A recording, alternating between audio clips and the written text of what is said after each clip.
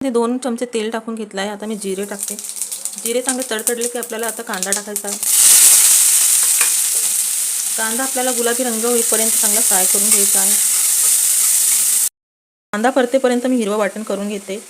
थोडंसं अद्रक घेतली आहे, लसूण घेतलं आहे आणि हे सुकं खोबरं हलकंसं भाजून घेतलं आहे. त्यामध्ये थोडीशी हिरवी कोथिंबीर देखील टाकूया. याचं मी हिरवं वाटण करते. आता पाणी न घालता मी हे हिरवं वाटण तयार करून घेतलं आहे. कांदा आपला बऱ्यापैकी परतून झाला आहे. परतून झाल्याच्या नंतर मी एक टमाटर याच्यामध्ये टाकते. त्याला देखील थोडंसं परतून घेते. त्याचबरोबर हे हिरवं वाटण केलेलं हे देखील टाकते.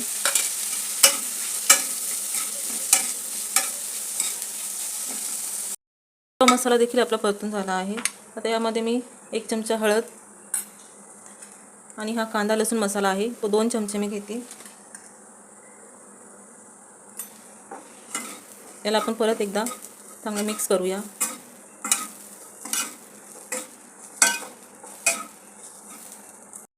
मसाला चांगला मिक्स झाला आहे. यामध्ये आता मी थोडंसं गरम पाणी ओतते.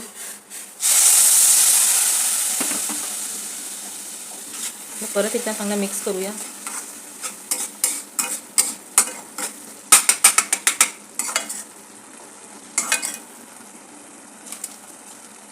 आता याच्यावरती आपल्याला 2 मिनिटांसाठी झाकण ठेवायचं आहे आणि गॅस कमी करायचा. मी झाकण काढून घेते. बघू शकता मसाल्याने चांगलं तेल वरती सोडलं आहे. याच्यामध्ये आता मी पुन्हा गरम पाणी ओतते थोडंसं. आपल्याला जेवढा रस्सा हवा तेवढं पाणी याच्यामध्ये ओतायचं आहे.